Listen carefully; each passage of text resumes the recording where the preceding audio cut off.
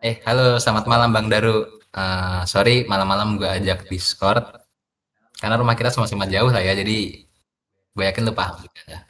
Bang, tadi kan kita sempat ketemu ya kan di cafe, kita udah ngobrolin proyek AI generatif kan. Tadi kan selama obrolan di cafe itu kita mendiskusikan kalau misalnya kita pengen bikin game di Roblox ya kan proyeknya. Cuma begitu gue pikir-pikir lagi ketika gue sampai rumah nih Bang, kalau misalnya kita buat Roblox itu takutnya dosen dosen tuh kurang familiar Bang, karena Roblox ini kan game dan dosen nggak semuanya tahu ya kan.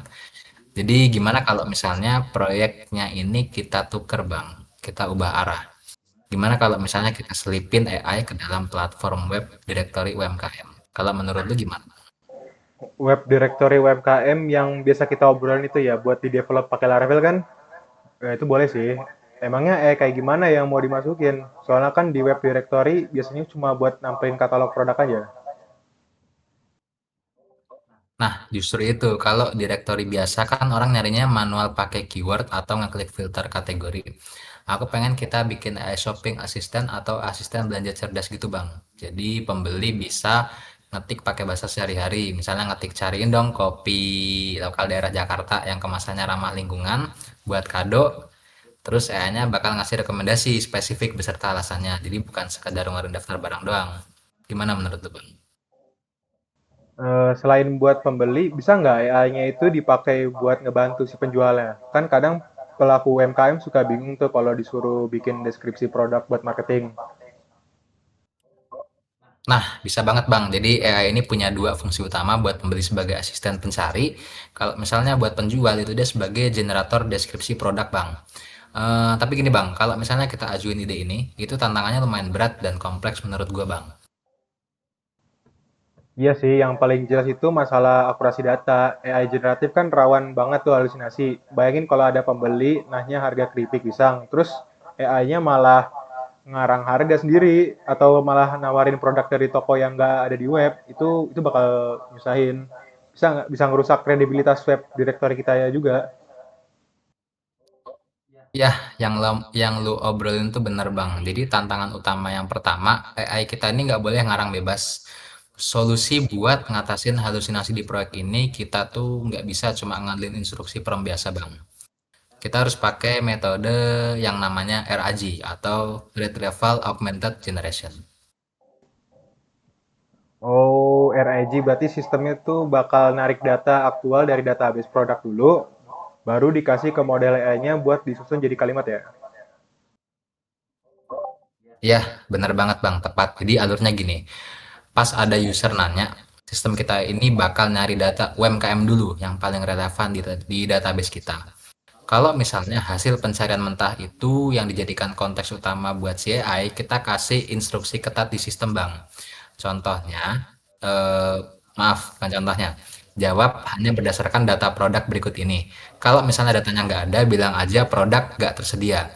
Kalau gitu kan dia harganya pasti akurat sama produknya beneran valid dari web kita. Gitu sih Bang. Oke oke, itu make sense sih, itu teknisnya juga dapat. Tapi Jer, ada tantangan kedua dari sisi kalau misalkan dari sisi pemrosesan bahasanya, pembeli itu kan kalau nyari barang bahasanya suka nggak baku. Kadang pakai bahasa gaul atau mungkin pakai bahasa daerah masing-masing. Atau sementara data dari UMKM mungkin ditulis pakai bahasa formal. Nah, gimana caranya AI itu bisa ngeklik atau nyambungin antara bahasa santai pembeli sama data di database? Nah, oke jadi begini Bang. Kita nih kayaknya ranahnya masuknya ke NLP ya Bang, Natural Language Processing. Jadi tantangan ini bisa kita atasi dengan misalnya prosesnya di sisi backend Bang. Kita itu bisa pakai Python sebagai microservice khusus di belakang layar. Jadi Python ini yang bertugas memproses teks dari pembeli, mengekstrak niat atau intent utamanya, sama nge-mapping istilah daerah ke kategori standar sebelum akhirnya data tersebut dicari di database Laravel kita, Bang. Oh, berarti web utamanya tetap pakai Laravel. Terus urusan NLP dan jembatan ke AI-nya dilempar ke server Python ya. Itu keren sih arsitekturnya. Tapi kalau datanya harus lempar-lemparan gitu antara Laravel, Python, database, terus ada lagi ke API-nya, ini pasti ngaruh ke performanya nggak sih? waktu loadingnya juga bisa jadi lama banget, cuma buat nampilin satu jawaban, buat satu jawaban doang gitu. Nah, itu dia Bang, benar. Jadi tantangan ketiga kita itu masalah latensi atau jeda waktu tunggu. Pasti kerasa banget sih delaynya. Cara ngatasinnya itu dari sisi back end, kita harus bikin prosesnya berjalan asinkronus, Bang. Jadi webnya nggak bakal ngehang atau nge-freeze nungguin AI-nya mikir. Terus dari sisi tampilan antarmukanya gimana ntar?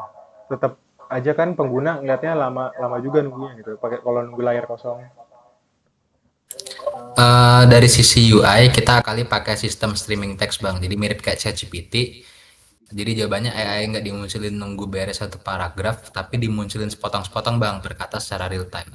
Kalau misalnya dibikin streaming gitu, pengguna bakal langsung baca kata pertama tanpa ngerasa ada waktu jeda yang lama. Itu ngasih ilusi kalau web kita merespon dengan sangat cepat. Oh, paham, paham. Itu semacam kayak trik psikologis UI dipadukan sama arsitektur server yang pas. Berarti kesimpulannya, ide proyek kita ini asisten AI buat directory WebKM. Tantangannya ada di halusinasi data, kendala bahasa pencarian, sama latensi sistem. Terus solusi kita pakai RAG, microservice Python untuk NLP, dan streaming teks buat ngakalin UI-nya.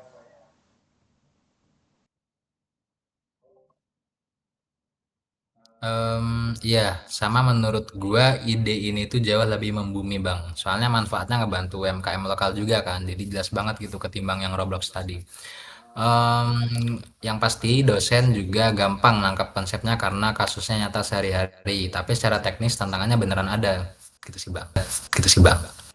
Nah, setuju, setuju. Bobot kesulitannya pas banget buat standar tugas akhir. Kalau gitu, kita fix pakai ide yang detektor PMK ini aja buat bahan video kita nanti. Sip, mantap. Kayak gitu, Bang. Oke, Makasih ya, Bang. ya, Iya, ya. ya,